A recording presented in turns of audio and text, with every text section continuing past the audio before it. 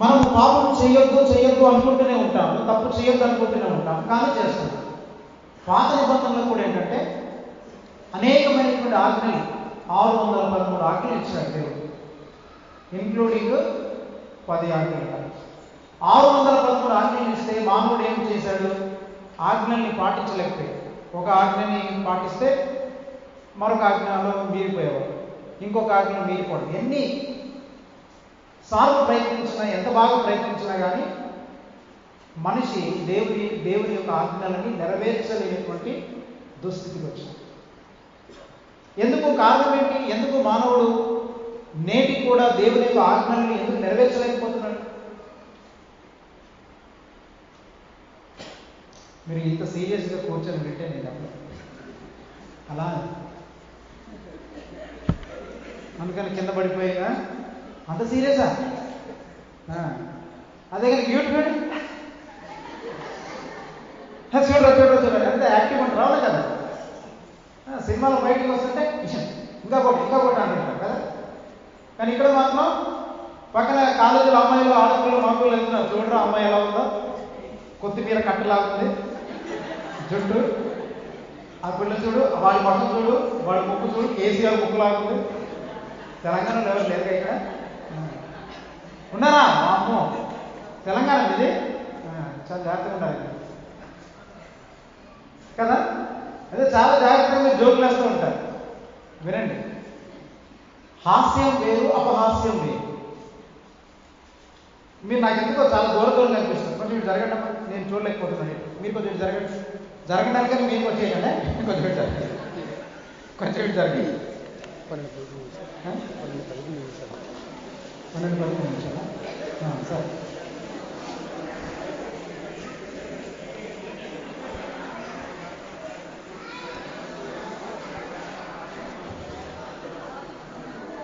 Right, విన్నాం.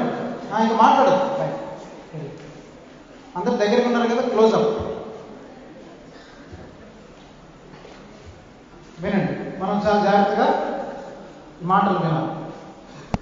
అందుకని ఏం చేస్తున్నాం అంటే ఏం చెప్తాం అనుకున్నాను మనిషి. ఇది మొదలు పెట్టారు. హాస్యం వేరు, అపహాస్యం వేరు. హాస్యానికి అపహాస్యానికి తేడా తెలుసా? తెలీదా? అమ్మాయి జుట్టు చూడు, కొత్తిమీర కట్టలాగా ఉంటుంది అనేసరికి మీరు అందరూ ఏం చేశారు? నవ్వారు లేదా? అది హాస్యం. అంటే ఒక జోక్ వేసినప్పుడు అందరూ కలిసి నవ్వుకోవాలి, ఎవడు బాధపడకూడదు. అది జోక్ అంటే. మీకు అర్థమైందా? జోక్ అంటే ఏంటి, హాస్యం అంటే ఏంటంటే ఒక జోక్ వేస్తే, ఒక హాస్యం చేస్తే మనం అందరం నవ్వుకోవాలి, కానీ అందులో ఎవరు కూడా బాధపడకూడదు. దాన్ని హాస్యం అంటారు. అపహాస్యం అంటే ఏంటంటే, ఉన్నాం చూడు, వీడి జుట్టు ఎలా ఉందో, కరివేపాకులుగా నిక్కచ్చి పొడిసింది, ఆడు ముక్కు చూడు కేసీఆర్ ముక్కులాగా ఉంది, డొప్ప చెవులు, కారు కళ్ళు అనేసరికి ఎంత బాధపడుతున్నాడు. మీరందరూ నవ్వుతున్నారు, కానీ వాడు మాత్రం బాధపడుతున్నారు. దీన్ని ఏమంటారు? చూడు, జోక్ వేస్తే అందరు నవ్వుకున్నాం అంటాం. ఇది జోక్ కాదు, ఇది అపహాస్యం. అందుకని హాస్యము అంటే అందరూ నవ్వుకోవాలి, ఎవడు బాధపడాలి. కానీ అపహాస్యం అంటే ఏంటి? ఒకడి మీద జోక్ వేసినప్పుడు వాడు బాధపడతారు, మిగతా వాళ్ళందరూ నవ్వుకుంటారు. అట్లాంటి అపహాస్యము మనము చెయ్యకూడదు. అర్థమవుతుందా? దేవుని బిడ్డలుగా మనము హాస్యం ఉండొచ్చు, కానీ హాస్యాన్ని పండించవచ్చు, కానీ అపహాస్యము చేయకూడదు. మనము కూడా అపహాస్యము పాలవకూడదు. ఇతరులు మనల్ని చూసి అపహాస్యము చేసే విధంగా ప్రవర్తించకూడదు. టింగర్ ఉడమయుడు, టింగర్ వెధవ అంటే టింగరోడ్ లాగా ప్రవర్తించవచ్చు. అంటే నువ్వు అపహాస్యం పాలు కూడా అవ్వకూడదు. అపహాస్యం పాలయ్యే విధంగా నువ్వు ప్రవర్తించుకోవాలి. అంటే నేను చూసినప్పుడు ఎలా ఉండాలంటే డిగ్నిఫైడ్గా ఉండాలి. నేను చూసిన వెంటనే ఒక యవనస్తురాలంటే ఇలా ఉండాలి, దేవుని బిడ్డ అంటే ఇలా ఉండాలి అని దేవుని యొక్క వాక్యానికి తగిన వారు, ఒక క్రైస్తవునికి తగిన జీవితం మనము జీవించాలి. అలా జీవించాలంటే అది ఎలా సాధ్యమనంటే, మన జీవితంలో దేవుని యొక్క వాక్యాన్ని మనం బాగా ధ్యానించి, ఆ వాక్యానికి లోబడి, ఆ వాక్యంలో ఉండేటువంటి సత్యాన్ని మన జీవితంలోకి తీసుకున్నప్పుడే అది సాధ్యమవుతుంది. అందుకని మీకు ఏం చెప్తున్నానంటే, ఇప్పుడు నేను ఇక్కడ బోధించేటువంటి బోధ అది మీకు సమాచారముగా మారుతుంది. ఎక్కడైనా ఎవరు బోధించినా, మీరు యూట్యూబ్లో వాక్యం విన్నా, లేకపోతే మీటింగ్లో వాక్యం విన్నా, లేక మీరు బైబిల్ చదువుతున్నా కానీ, లేదా నాలాంటి వాళ్ళు ఇక్కడ నిలబడి ప్రసంగం చేసినా ఏమవుతుందంటే my message will become information to you. నా వాక్యము మీకు సమాచారముగా మారుతుంది. అయితే ఇక్కడ మీరేం గమనించాలంటే, నేను చెప్పే వాక్యం అంతా మీకు సమాచారంగా మారిన తర్వాత మీరు చాలా విషయాలు రాసుకొని ఇక్కడ తెలుసుకొని మళ్ళీ మీరు ఇంటికి వెళ్ళి మీ ఫ్రెండ్స్కి చెప్పారనుకోండి, మీ పేరెంట్స్ చెప్పారనుకోండి, మళ్ళీ ఏం చేస్తున్నట్టు మీరు ఆ సమాచారాన్ని మీరు వాళ్ళతో షేర్ చేస్తున్నారు. అందుకే మీరు చూడండి, కొన్ని మంచి వాక్యాలు రాకుండా వెంటనే షేర్ ఇట్లా కొట్టేస్తారు. షేర్ మళ్ళీ మళ్ళీ షేర్ ఇప్పుడు షేర్ అంటే వాడేం చేస్తారు చూసి, ఓ బాగుంది మళ్ళీ షేర్, ఆడు ఇంకోటి చూసి ఏమంటాడు బాగుంది మళ్ళీ షేర్. ఏమవుతుంది?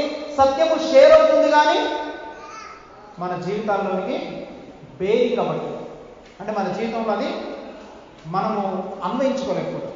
కాబట్టి ఇందులో చాలా డేంజర్ ఉంది. అందుకే నేను చాలాసార్లు జనరల్గా ఎవరికి ఏ మెసేజ్లు పంపడం అంటే, ఇప్పుడు మంచి కొటేషన్ ఉందనుకోండి, ఆ కొటేషన్ వెంటనే మనం పంపగానే వాళ్ళు ఏమంటారు, వావ్ సూపర్ అనేసి వాడు వెంటనే వాళ్ళ ఫ్రెండ్కి ఇంకొకటి పంపించేస్తాడు. వాడేం చేస్తాడు, ఆ సమాచారాన్ని ఇంకొకటి పంపించేస్తాడు. అట్లా ఏమవుతుంది, సమాచారం తిరుగుతుంది కానీ బ్రతుకుల్లో మార్పు రాదు. అందుకని ఈ యూత్ మీటింగ్స్ ఏంటంటే, మీరు కేవలం సమాచారం నేర్చుకొని తెలుసుకొని వెళ్ళడానికి కాదు, నేను చెప్పేటువంటి ఈ వాక్యం మీకు సమాచారం అవుతుంది. ఈ సమాచారం ఏమవ్వాలంటే మీకు జీవముగా మారాలి. అందుకే యేసుక్రీస్తు ప్రభువు చెప్పినటువంటి మాట ఒక జ్ఞాపకం చేస్తున్నాం. రండి దేవుని వాక్యం చదువుతున్నాం. యోహాను సువార్త 6వ అధ్యాయము 63వ వచనం. యోహాను సువార్త 6వ అధ్యాయము 63వ వచనాన్ని మనం చదువుతాం. ఆత్మయే జీవింపచేయుచున్నది, శరీరము కేవలం నిష్ప్రయోజనము. నేను మీతో చెప్పి ఉన్న మాటలు ఆత్మయు జీవమునై ఉన్నవి. చాలు వినాలి అందరు, చాలా జాగ్రత్తగా అటు ఇటు చూస్తున్నారు. చాలు. యేసు ప్రభువు అంటాడు, నేను మీతో చెప్పు మాటలు ఆత్మయు జీవమునై ఉన్నవి. The words which I speak unto you are the spirit and the life అన్నాడు. మీకు అర్థమైందా? అంటే ఇక్కడ చెప్పేటువంటి ఈ మాటలు ఏమవ్వాలి మీ జీవితాల్లోనికి? అవి జీవముగా, ఆత్మగా కన్వర్ట్ అయిపోవాలి. They must be converted in to life. మనం ఉదయం భోజనం చేస్తాం, ఉదయం టిఫిన్ చేస్తాం, మధ్యాహ్నం భోజనం చేస్తాం. చేసినటువంటి భోజనం అది అట్లాగే సాయంత్రం దాకా 2-3 రోజుల దాకా ఉంటుందా? ఉంటే ఏమవుతుంది? మాట్లాడలేదు మళ్ళీ ఏమవుతుంది చెప్పండి? 2-3 రోజులు అదే ఆ భోజనం అరగకుండా ఉందనుకోండి, ఏమవుతుంది? చచ్చూరుకుంటాం. అది అరగకుండా ఉంటే అనారోగ్యం పాలవుతాం, చాలా ఇబ్బందుల పాలవుతాం. అట్లాగనే మీరు వాక్యాన్ని కూడా ఏం చేయాలంటే, తీసుకున్న తర్వాత దేవుని యొక్క మాటలు, యేసు ప్రభువు అంటాడు, నేను మీతో చెప్పు మాటలు అవి ఆత్మయు జీవమునై ఉన్నవి. కాబట్టి మీరు వినే ప్రతి మాట అది స్పిరిట్గా, అది లైఫ్గా మీ జీవితంలో మారాలి. అందుకని అది స్పిరిట్గా, లైఫ్గా, అది ఆత్మయు జీవముగా అవి ఎప్పుడైతే మీ జీవితాల్లో మార్చబడుతుందో అప్పుడు మీకు విడుదల వస్తుంది. ఆత్మీయంగా ఎదగగలరు, పాపాన్ని జయించగలరు, క్రీస్తు ప్రభుని పోలి మీరు జీవించగలరు. ఈ రోజుల్లో చాలా మందికి ఉన్నటువంటి ప్రాబ్లం ఏంటంటే, ఎందుకు వాళ్ళు క్రీస్తు యొక్క వాక్యానుసారంగా జీవించలేకపోతున్నారు? ఇందాక నేను చెప్పాను కదా, ధర్మశాస్త్రం ఎక్కడ రాయబడింది? రాతి పలకల మీద రాయబడింది, కాగితం మీద రాశారు. పాత నిబంధనలో దేవుడు రాసిన నిబంధన అది కాగితం మీద రాయబడిన నిబంధన. అందుకని మానవుడు ఎంత ప్రయత్నం చేసినా కానీ ఆ నిబంధనను మీరుతూ వచ్చారు. ఇశ్రాయేలు ప్రజల గురించి అన్నాడు, మీరు నా నిబంధనలో నిలవలేదు, మీరు నా నిబంధనలో నిలవలేదు. You are not standing in my covenant. మీరు ఎన్నిసార్లు చెప్పినా నా మీద ఎన్నో మార్లు తిరగబడ్డారని పెయ్య మొండితనం చూపినట్లు ఇశ్రాయేలు వారులారా మీరు నా మీద తిరగబడ్డారు, నా మాటని మీరు పెడచెవిన పెట్టేశారు. You did not commit yourself అంటూ మీ. You are the rebellious people. మీరు మూర్ఖపు జనులు. ఏమంటే మీ మెడలు వంచనటువంటి వారు, స్టిఫ్ నెక్డ్ పీపుల్. మీరు నా మాట వినడం లేదు. ఏంటి కారణం అనగా పాత నిబంధన అంతా మీరు గమనించండి.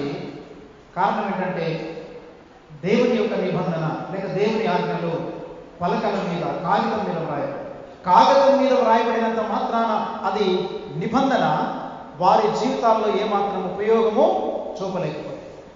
రాతి పలకల మీద వ్రాయబడిన నిబంధన, రాతి పలకల మీద వ్రాయబడినటువంటి ఈ ఆజ్ఞలు, లేకపోతే కాగితం మీద వ్రాయబడినటువంటి ఆజ్ఞలు మానవునికి ఉపయోగపడలేదు. మానవుడు ప్రయత్నం చేశాడు, ఏదో విధంగా నేను దేవుని కొరకు జీవించాలనుకున్నాడు, కానీ జీవించలేకపోయాడు. అదే మనకి రోమిలకు రాసిన పత్రిక చదవనక్కర్లేదు, నేను చదవనప్పుడు చదవాలి, మీరు నన్నే చూడాలి వాక్యం అయిపోయాక. రోమిలకు రాసిన పత్రిక 7వ వచనంలో ఏమంటాడంటే పౌలు, నేను ఏది చేయాలనుకుంటున్నానో అది చేయలేకపోతున్నాను, ఏది చేయొద్దు అనుకుంటున్నానో అదే చేస్తున్నాను. మనందరికి ఉందా లేదా అనుభవం? కానీ ఏదైతే చెయ్యొద్దు అనుకుంటానో ఏమంటాం, ఏదైతే చెయ్యొద్దు, ఈ రోజు నుంచి ఆడపిల్లలు ఇంకా అస్సలు చూడొద్దు అనుకుంటాను, ఆ రోజు నుంచే మొదలెట్టాలి. అవునా? ఈ రోజు నుంచి అబ్బాయిలు ఇంకా చూడొద్దు అనుకుంటుంది, కానీ ఆ రోజు నుంచి అబ్బాయిలనే వస్తుంది. అర్థమైందా? ఈ రోజు నుంచి నేను ఇది చేయాలనుకుంటున్నాను, వేకువజామున 5 గంటలకే లేచి నేను ప్రార్థన చేయాలనుకుంటున్నాను, ఆ రోజు నుంచే వాడు తెల్లారి 5 గంటలకు కాదు, తెల్లారి 10 గంటలకు లేచినా పర్వాలేదు. ఎందుకనంటే తర్వాత దేవుని యొక్క వాక్యము, నేను ఈ రోజు నుంచి కోప్పడకూడదు అనుకుంటాడు, ఆ రోజు చాలా చెడుగోరులాడు. ఈ రోజు నుంచి పరిశుద్ధంగా ఉండాలనుకుంటున్నాడు, ఆ రోజే చాలా పాపం చేస్తాడు. అందుకే పౌలు అంటున్నాడు, ఇట్టి మరణమునకు లోయైనటువంటి నా శరీరము నుండి, అయ్యో నేనెంత దౌర్భాగ్యుడను, ఇట్టి మరణమునకు లోనైన నా శరీరము నుండి నన్నెవడు విడిపించగలడు? ఎవడు విడిపించగలడు? Who can deliver me from the law? ఈ ధర్మశాస్త్రము నుండి, ఈ కట్టడల నుండి నేను పరిశుద్ధంగా పవిత్రంగా జీవించాలనుకుంటున్నాను, కానీ నేను జీవించలేకపోతున్నాను. ఎట్లా జీవించాలి? నేను ఎలా విడుదల పొందాలి? ఏంటి ధర్మశాస్త్రం అనేటువంటి నియమము నన్ను పాపానికి పట్టి లాక్కుంది, పాపానికి నన్ను బానిసగా చేస్తుంది, నేను బయటపడలేకపోతున్నాను. ప్రియమైన జన్మకాలు గమనించాను. ఉదయకాల సమయంలో ఒక అద్భుతమైన సత్యాన్ని నేను చెప్తాను.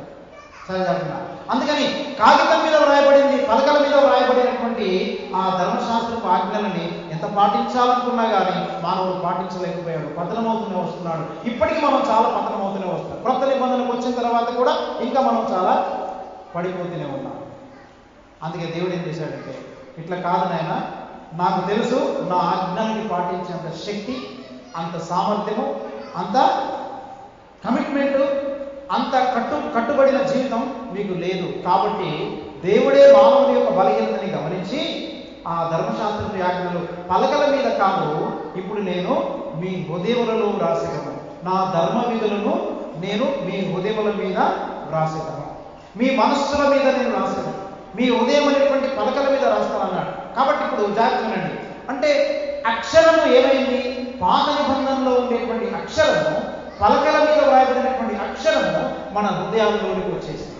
ఎప్పుడైతే దేవుని వాక్యము నీ హృదయంలోనికి వచ్చి నీ హృదయముల మీద వ్రాయబడుతుందో, అంటే అక్షరముగా ఉండేటువంటి ఆ మాటలు మన హృదయముల మీద వ్రాయబడటం అంటే they must be converted into the spirit and the life. అది ఆత్మయు జీవముగా మన జీవితంలోనికి మారాలి. ఎప్పుడైతే ఆత్మయు జీవముగా నీ హృదయంలోనికి మారిపోతుందో అప్పుడు మాత్రమే నువ్వు పాపాన్ని జయించావు. This is the secret. ఈ రోజున చాలా మంది, మీలో ఎందుకు చాలా మంది పాపం మీద జయం పొందలేకపోతున్నారు? ఎందుకు చాలా మంది పాపాన్ని జయించలేకపోతున్నారు? ఎందుకు అస్తమానం పడిపోతున్నారు?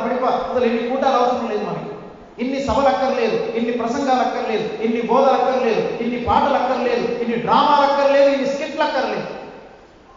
కారణం ఏంటంటే మీరు దేవుని యొక్క వాక్యాన్ని సమాచారంగా మాత్రమే తీసుకుంటున్నారు, కానీ అవి ఆత్మయు జీవమునైనటువంటి హృదయముల మీద వ్రాయబడినటువంటి మాటలుగా అవి మారట్లేదు. అందుకని నీ హృదయంలోనికి దేవుని వాక్యం వచ్చిందా? దేవుని యొక్క వాక్యం విన్నప్పుడు అది స్పిరిట్గా, లైఫ్గా మార్చబడిందా? ఎప్పుడైతే లైఫ్ అండ్ స్పిరిట్గా మారుతుందో then you will receive the victory.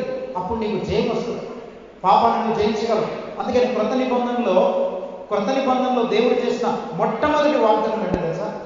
The first promise in the new covenant or in the new testament. క్రొత్త నిబంధనలో దేవుడు చేసిన మొట్టమొదటి వాగ్దానం ఏంటంటే మత్తయి సువార్త 1:21 వచనంలో ఏమన్నాడు? నేను వారి పాపముల నుండి ఆయనే తన ప్రజల యొక్క పాపముల నుండి వారిని విమోచించాడు, వారిని విడిపిస్తాడు, రక్షిస్తాడు. వారి పాపముల నుండి యేసు రక్షిస్తాడు. అంటే ఏంటి? పాపము నుండి బయటికి తీసుకొస్తాడు, పాపం మీద జయిస్తాడు. నువ్వు పాపంలో కంటిన్యూ అవ్వడానికి వీల్లేదు. ఈ రోజున చాలా మంది పాపంలో ఎందుకు కంటిన్యూ అవుతున్నారంటే మాటలు ఎక్కడున్నాయి? మనసులో మాత్రమే ఉంటున్నాయి. మాటలు ఎక్కడున్నాయి? నోట్స్ మీద మాత్రమే ఉంది. మాటలు ఎక్కడున్నాయి? బైబిల్లో మాత్రమే ఉన్నాయి. మాటలు ఎక్కడున్నాయి?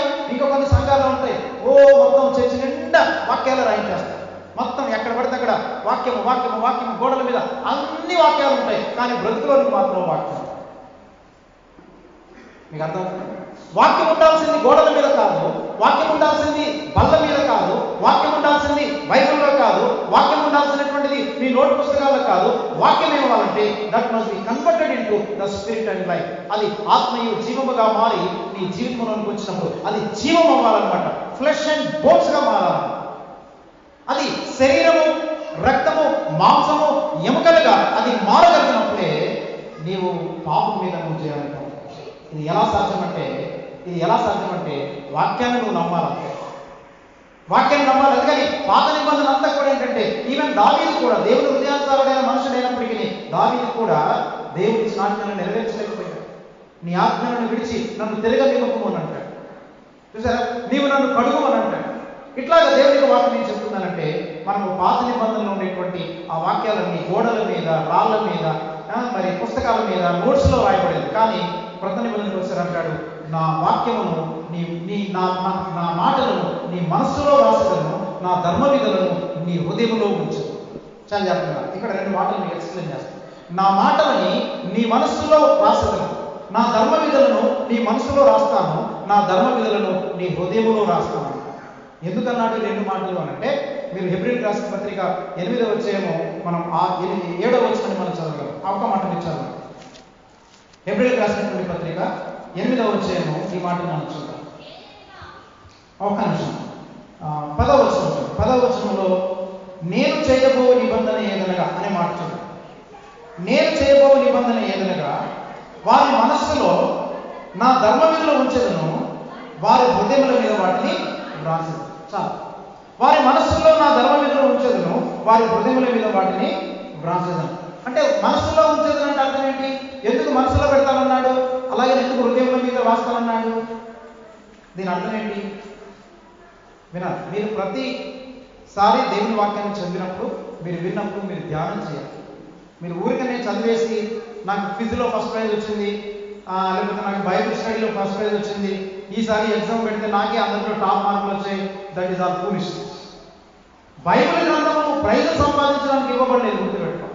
బైబిల్ గ్రంథం మీరు క్విజ్లు రాసి బెస్ట్ ప్రైజ్ సంపాదించుకోవడానికి ఇవ్వబడలేదు. ఇదంతా కూడా చాలా మంది క్రైస్తవ లోకంలోనికి చాలా బుద్ధిహీనత వచ్చింది. ఎంత బుద్ధిహీనత వచ్చిందంటే పనికి మాలినటువంటి తన మీద ఊరికి క్విజ్లు రాసి, ఎగ్జామ్ రాసి, పాటల పోటీలో పాల్గొని ఇవి వాడేమవుతున్నాడంటే వాటి చేత క్యారీ చేయబడుతున్నాడు, కానీ సత్యాన్ని జీవితానికి అన్వయించుకోలేదు. అందుకని చాలా మంది ఏం చేస్తున్నారంటే ఇలాంటి ఈ సాంప్రదాయం కూడా మన క్రైస్తవ లోకంలోకి వచ్చి మన యవనస్తుల్ని, ప్రజలు కూడా చాలా చెడగొడుతుంది. ఈ పద్ధతులన్నీ కూడా లోక పద్ధతులు. Competitive spirit is not the spirit of the word of God. గుర్తుపెట్టుకోవాలి. Competitive spirit is not the spirit of the word of God. Competitive spirit is the spirit of the worldliness. ఈ కాంపిటీషన్స్ అనేటువంటివి లోకత్వం నేర్పించింది మనకి. క్రైస్తవ సంఘములో competition లేదు, దేవుని రాజ్యంలో కాంపిటీషన్ లేదు, కానీ లోకంలో కాంపిటీషన్ ఉంది. అర్థమవుతుందా? ఇంజనీరింగ్ ఎంట్రన్స్కి, ఎంసెట్కి కాంపిటీషన్ ఉంది. లేకపోతే మీకేదో సంథింగ్ వేరే ఒక ఐఐటి రాయాలంటే అతని కాంపిటీషన్ ఉంది. లేదా మెడికల్ డాక్టర్ అవ్వాలంటే కాంపిటీషన్ ఉంది. లేదా స్పోర్ట్స్లో పాల్గొనాలంటే కాంపిటీషన్ ఉంది. ఒకవేళ నువ్వు మేనేజర్ అవ్వాలంటే కాంపిటీషన్ ఉంది. ఇదంతా కూడా లోకం. ఈ లోకత్వం వేరు, క్రైస్తవ్యం వేరు. మనం లోకత్వాన్ని క్రైస్తవ్యంతో మనం పాడు చేస్తాం, క్రైస్తవ్యాన్ని లోకత్వంతో మనం పాడు చేస్తాం. అందుకని గుర్తుపెట్టుకోవాలి ప్రియమైన యవనస్తులారా, ఊరికిన వాక్యాలు వినేసి వెళ్ళిపోవడం కాదు. యవనస్తులు రేటు బాగలేదుగా మీరు సత్యవాక్యములోనికి మీరు రావాలి. మీ మనస్సులో మారి మీరు రూపాంతరం చెందాలి. మీరు రూపాంతరం చెందనంత వరకు మీ జీవితాల్లో ఈ వాక్యం ఎంత మాత్రం పని చేయగలరు. కాంపిటేటివ్ స్పిరిట్ ఎందుకు వచ్చిందనంటే బైబిల్ ప్లీజ్ వాడికి వాడు ప్రైజ్ వరకే చదువుతాడు, వాడు బ్రతుకులు మార్చుకోవడానికి చదవడం. అందుకని బైబిల్ గ్రంథం ఎందుకు ఇవ్వబడింది మనకి? బైబిల్ గ్రంథం ఎందుకు ఇవ్వబడిందంటే నీ బ్రతుకు మార్చుకోవడానికి ఇవ్వబడింది. ఒకవేళ మీరు అప్పచెప్పడం అనేది చాలా మంది సండే స్కూల్ పిల్లలకి ఎందుకు అప్పచెప్పమంటుంటారంటే వాళ్ళకి ఏదో కొంచెం వాక్యము అవగాహన కలిగించడం కొరకు. అంతేగాని మనం అవగాహన కలిగించి వాడికి కొంచెం కాంపిటీషన్ పెట్టి వాడికి ఫస్ట్ ప్రైజ్, సెకండ్ ప్రైజ్ ఇస్తాం. దాంట్లో ఏం చేస్తున్నాం? మనం ఒకరికొకరు డిస్కరేజ్ చేస్తున్నాం. ఒకరికి ఫస్ట్ ప్రైజ్ రాగానే రెండోవాడికి ప్రైజ్ రాదు, వాడు బాధపడుతున్నాడు. ఈ సిస్టము లోకానికి సంబంధించినటువంటిది. ఇది సిస్టము ఈ సిస్టము మరి సాతాను సంబంధమైన సిస్టమ్. కానీ దైవ సంబంధమైన సిస్టంలో everybody is equal in the sight of God. మనమందరము రాజులైన యాజక సమూహమైన. అందుకే మీరు ఏం నేర్చుకోవాలంటే నా మాటలను నీ మనస్సులో రాసేదను. దాని అర్థం ఏంటి తెలుసా? జాగ్రత్తగా 2 మాటలు చెప్తాను. నా ధర్మ విధులను నీ మనస్సులో ఉంచదను అంటే అర్థం ఏంటంటే to Dzire, that means I will give you the desire to know my will. నా చిత్తమును తెలుసుకోవాలనేటువంటి అనేటువంటి ఆశ నేను కలిగిస్తాను. నా ధర్మ విధులు నీ మనసులో రాసుకునంటే నా చిత్తమును ఎరగాలనేటువంటి, నా చిత్తమును తెలుసుకోవాలనేటువంటి ఆలోచనని, ఆశని నీ మనసులో పుట్టిస్తాను. దేవుని వాక్యం విన్నప్పుడు, దేవుని వాక్యం నిజంగా హృదయంలో ఉంటే నీకు ఏ ఆలోచన వస్తుందనంటే, నేను దేవుని యొక్క చిత్తాన్ని ఎరగాలి అనేటువంటి ఆలోచన వస్తుంది. దేవుని యొక్క చిత్తం ఏంటో నా బ్రతుకులో తెలుసుకోవాలని ఆలోచన వస్తుంది. అంతేగాని నేను ఎలాగ ఇంజనీర్ అవ్వాలి, ఎలాంటి డాక్టర్ అవ్వాలి, ఈ లోకంలో ఎంత గొప్ప అవ్వాలి, ఈ లోకంలో ఏది సాధించాలి అనేటువంటి ఆలోచన నీకు వచ్చిందంటే దేవుని వాక్యము, దేవుని ధర్మ విధులు నీ మనస్సులో లేదు. దేవుని ధర్మ విధులు మనసులో ఉన్నవాడు ఏం చేస్తాడంటే to know the will of God. మనం దేవుని చిత్తాన్ని ఎంతవరకు మనం పరిమితం చేశామంటే, దేవుని చిత్తం అంటే ఏమనుకుంటున్నామంటే, నేను పెళ్లి చేసుకోవడానికి దేవుని చిత్తంగా అనుకోవాలి, ఏ ఉద్యోగానికి వెళ్ళాలో దేవుని చిత్తంగా అనుకోవాలి, ఉద్యోగం ఏ ఉద్యోగం చేయాలని దేవుని చిత్తంగా అనుకున్నాక దేవుని వదిలేస్తాం, ఇక మన చిత్తం చేసుకుంటే వెళ్ళిపోతాం. మళ్ళీ ఎప్పుడైనా ఏదైనా కాబట్టి ఏదైనా మనకి ఇబ్బంది వచ్చినప్పుడు, ప్రభా ఈ విషయంలో నీ చిత్తం ఏంటంటాం. నీకు అర్థం అవుతుందా? అంటే దేవుని చిత్తం అప్పుడప్పుడు కనుక్కునేటువంటిది కాదు. నీకు నచ్చినప్పుడు ఏదో ఇది చీటి పాట పాడేసి ఏదో చిన్న గబలు చల్లి మరి ఉరీము తుమ్మీముల్లాగా ఏదో ఒక చిన్న చాయిస్ని ఎన్నుకోవడానికి, నువ్వు కష్టాల్లో ఉన్నప్పుడు దేవుణ్ణి నీ కష్టాల్లో తెప్పించుకొని ఈ సమయంలో ఏం చేయాలో చెప్పుకోవని నువ్వు కంప్యూటర్లో ఏదో ఒక ప్రోగ్రామ్ చేస్తున్నప్పుడు నీకు వచ్చేటువంటి ప్రాబ్లమ్ని సాల్వ్ చేయడానికి నువ్వు దేవుని ఉపయోగించుకోవడం కాదు. చాలా మంది వారికి సమస్యలు వచ్చినప్పుడే ప్రభా ఈ విషయంలో నీ చిత్తం ఏంటి, అట్లాంటిది లేదు బైబిల్ గ్రంథంలో. నీవు క్రీస్తు కొరకు సంపూర్ణంగా సమర్పించుకొని బ్రతకడమే దేవుని యొక్క చిత్తం. చాలా మంది తల్లిదండ్రులు అంటుంటారు, ఇక్కడ చేసేటువంటి మనం పెద్దవాళ్ళు కూడా గమనించాలి. చాలా మంది తల్లిదండ్రులు ఉంటాడు, మా పెద్దోళ్ళండి చిన్నప్పుడే నేను వాడికి దేవుని సేవకి ఇచ్చానండి. అది పాత నిబంధన బ్రదర్, కొత్త నిబంధనలు అట్లాంటిది లేదు. పాత నిబంధనలో నా పెద్ద కొడుకుని దేవునికి ఇచ్చాను, దశంభాగం దేవునికి ఇచ్చాను, లేకపోతే నా ప్రథమ పుత్రికను దేవునికి ఇచ్చాను. కొత్త నిబంధన అది కాదు, నీ పిల్లలందరినీ దేవునికి ఇవ్వాల్సింది. పెద్దోళ్ళు ఇచ్చాను, చిన్నోళ్ళు ఇచ్చాను, కూతుర్ని ఇచ్చాను, వాడిని ఇచ్చాను అండి. అందుకే మన మన ప్రాంతాల్లో నేను ఏం గమనిస్తున్నానంటే, ఎస్పెషల్లీ చాలా సిటీస్లో, మా విశాఖపట్నంలో కానీ హైదరాబాద్లో కానీ ఇలాంటి ప్రాంతాల్లో అయితే చిన్న చిన్న పల్లెటూరులో కూడా ఏ యవనస్తులు బాగా చదువుకొని జ్ఞానం ఉన్న యవనస్తులు అందరూ ఎక్కడ ఉంటారో తెలుసా? Bengaluru, Hyderabad, Delhi, America, England, Germany, Japan. ఒక్కడ ఉండట్లేదు మన దగ్గర. ఎందుకని? వీడికి చదువు సంగతి రానోడు మాత్రం ఇంటి దగ్గర ఉంటాడు, బాగా చదువుకున్నాడు అందరూ దూరం వెళ్ళిపోతారు. వాళ్ళు ఏమంటారంటే దేవుని చిత్తం అక్కడికి వెళ్ళడం అంటారు. దేవుని చిత్తం కాదు, నీ సొంత చిత్తం చేసుకుని అక్కడికి వెళ్ళిపోతున్నారు. అందుకని మీరు గమనించాలి, ఏమంటుందంటే దేవునికి వాక్యం, నా ధర్మ విధులను నీ మనసులో ఉంచదు అంటే అర్థం ఏంటి? నా ధర్మ విధులను నీ మనసులో పెడతాను. ఎందుకొరకంటే టు నో మై విల్, నా చిత్తమును నీవు తెలుసుకోవడం కొరకు. అందుకని పాత నిబంధన ప్రకారము ప్రథమ ఫలాలని, ప్రథమాన్ని దేవునికి ఇవ్వాలి. అందుకని నేను ఏమంటానంటే, చాలా మంది నా దగ్గరికి వచ్చి అంటుంటారు, అయ్యా మా అబ్బాయిని నేను దేవుని చిత్తానికి అప్పగించాలనుకుంటున్నాను, దేవుని సేవకి ఇవ్వాలనుకుంటున్నాను. జాగ్రత్త, క్రొత్త నిబంధన ప్రకారము మీ బిడ్డలను దేవుని సేవకు అర్పించడం అనే కాన్సెప్టే లేదు. మీకు అర్థం కాకపోయినా బైబిల్ స్టడీ చేసిన తర్వాత నా దగ్గర చెప్పండి. దేవుని సేవకు మీ బిడ్డలను సమర్పించడం అనే కాన్సెప్ట్ క్రొత్త నిబంధనలు లేదు. దేవుని సేవకు మిమ్మల్ని మీరు సమర్పించుకోవడం అనే కాన్సెప్ట్ కూడా క్రొత్త నిబంధనలు లేదు. గుర్తుపెట్టుకోవాలి, దేవుని సేవకు నేను సమర్పించుకున్నాను అనే కాన్సెప్ట్ లేదు. ఇదంతా కూడా మనం పాత దినాల్లో ఎక్కడో నేర్చుకుని మనం చేసుకున్నటువంటి పని. చాలా చెప్తున్నాను, ఏముందో తెలుసా? మన బిడ్డలని మనం దేవుని సేవకు సమర్పించడం అనేది లేదు, మన బిడ్డలని దేవుని చిత్తానికి సమర్పించాలని. నీ కుమారుడిని లేక నీ కుమార్తెను, లేకపోతే నువ్వు చదువుకుంటున్నటువంటి నీ యవనస్తురాలని నీ జీవితాన్ని దేవుని సేవకు సమర్పించుకోవడం కాదయ్యా, నీ జీవితాన్ని దేవుని చిత్తానికి నువ్వు సమర్పించుకోవాలి. ఆయన చిత్తములో ఆయన ఏం చేయాలని కోరుతున్నాడో అది చేయడానికి నిన్ను నువ్వు అప్పగించుకోవాలి. అలాగే ఎంతమంది తమ జీవితాలని దేవుని చిత్తం చేయడానికి అప్పగించుకోవాలి. ఆయన చిత్తంలో ఏది ఉంటుంది పర్వాలేదు, అమెరికా వెళ్ళమంటే అమెరికా వెళ్తాం, ఎక్కడికి వెళ్ళమంటే ఆయన చిత్తం, నా జీవితం అంతా ఆయన చిత్తం చేయాలి. పాటలు మాత్రం నేర్చుకున్నాం మనం. కూర్చుండుటలో, నిలుచుండుటలో, మాట్లాడుటలో, ప్రేమించుటలో ఇలాగే చేయాలని నీ చిత్తం నెరవేర్చని, ఇలాగే చేయాలని నీ చిత్తం నెరవేర్చని, ఇలాగే చేసి నీ చిత్తం నెరవేర్చి నీ దరికి చేరాలని. ఓ నా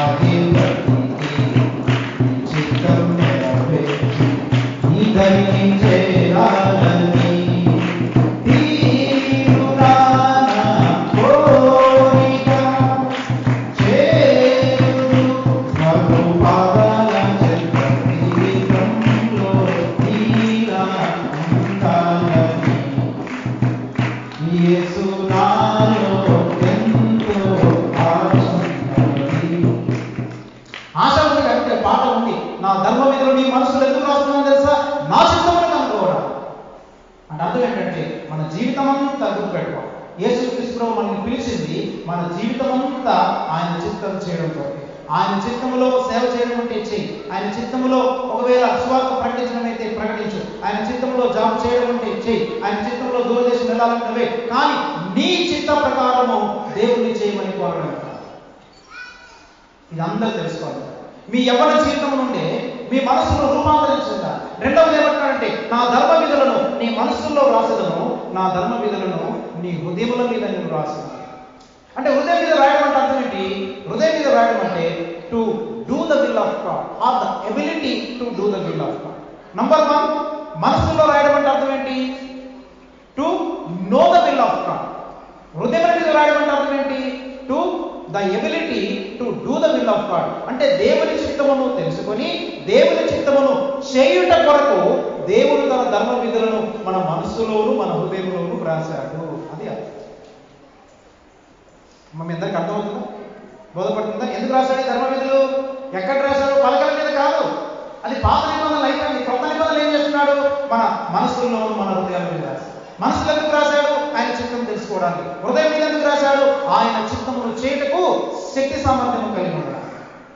కాబట్టి మీరందరూ ఏం తెలుసుకోవాలంటే, ప్రభువా నీ చిత్తమును నేను చేయాలి. అందుకని ఇప్పుడు దీంట్లో నుంచి అసలు పాపం అంటే ఏంటో నేను మీకు జ్ఞాపకం చేయాలి. జాగ్రత్తగా అసలు పాపం అంటే ఏంటో మీకు చాలా నిర్వచనాలు తెలుసు. బైబిల్లో చాలా వచనాలు ఉన్నాయి. కానీ ఒక విషయాన్ని నేను మీకు చెప్పాలనుకుంటున్నాను. ఏంటి పాపం అని అంటే? జాగ్రత్తగా పాపం అంటే ఏంటో మీకు చెప్పడానికి మరొక సత్యాన్ని మీకు చెప్పాలనుకుంటున్నాను. చాలా జాగ్రత్తగా మీరు అందరూ ఆన్సర్ చేయాలి. అసలు ఆదామును దేవుడు చేసినప్పుడు మా విశాఖపట్నం చూసినటువంటి వాళ్ళు తప్ప మిగతా వాళ్ళు ఎవరైనా ఆన్సర్ చెప్పచ్చు. నేను అడిగిన విశాఖపట్నం చూసిన వాళ్ళు ఎవరు చెప్పరు. జాగ్రత్తగా దేవుడు ఆదామును సృష్టించినప్పుడు ఆదాము పరిశుద్ధుడా పాపి? ఎంతమంది చెప్తున్నారు చేయలేదు? ఆదాము పరిశుద్ధుడా పాపి? అంటే సగం మంది ఎత్తకు లేదంటే పాపి లేదా? Very good teacher. చాలా మాట్లాడు. దేవుడు ఆదామును సృష్టించినప్పుడు పరిశుద్ధుడా పాపా? పరిశుద్ధుడు. ఎక్కడ చూపించాడు? పరిశుద్ధులు ఉంది ఎక్కడైనా? పాపే. చెప్పినాను.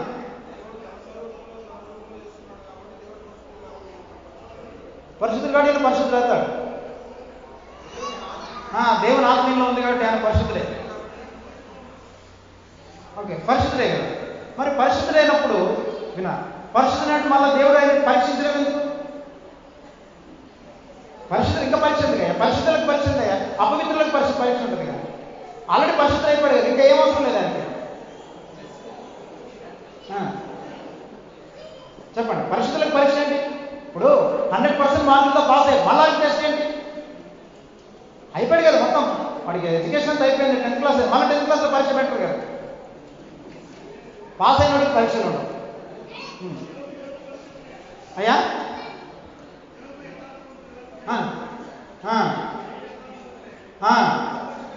నేను యోగ దగ్గర రావట్లేదు, ఆదం దగ్గర అడుగుతున్నాను. నాకు కావాల్సింది ఆదం దగ్గర. మీరు ఆదం దగ్గర నుండి యోగ దగ్గరికి వెళ్ళిపోతున్నాం అప్పుడే.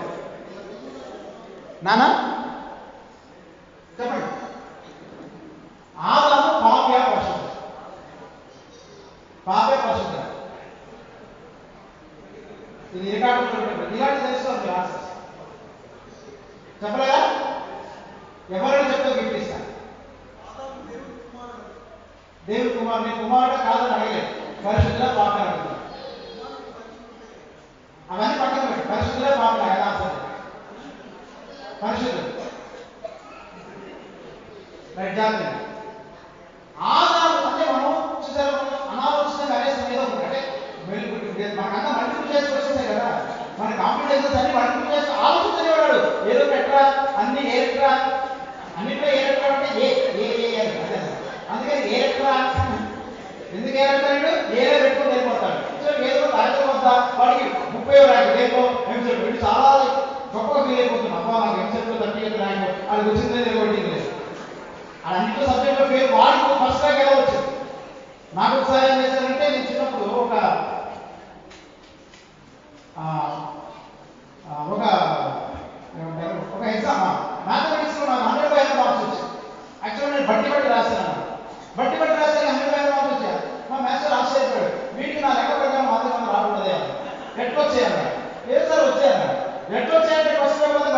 ఆన్సర్ వచ్చాయంట.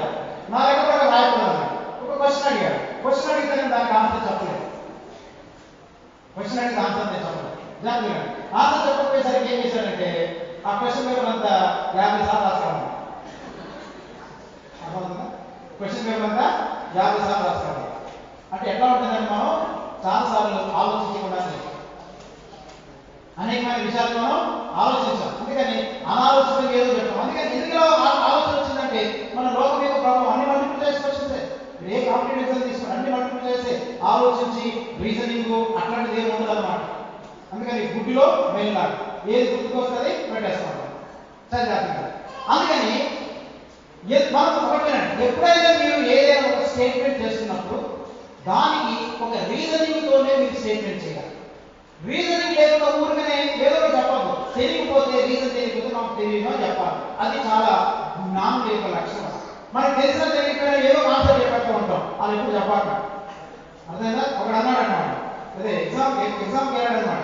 వెళ్ళిన తర్వాత ఎగ్జామ్ త్వరగా రాసి వచ్చాడు. ఏదో త్వరగా రాకపోయాడంట.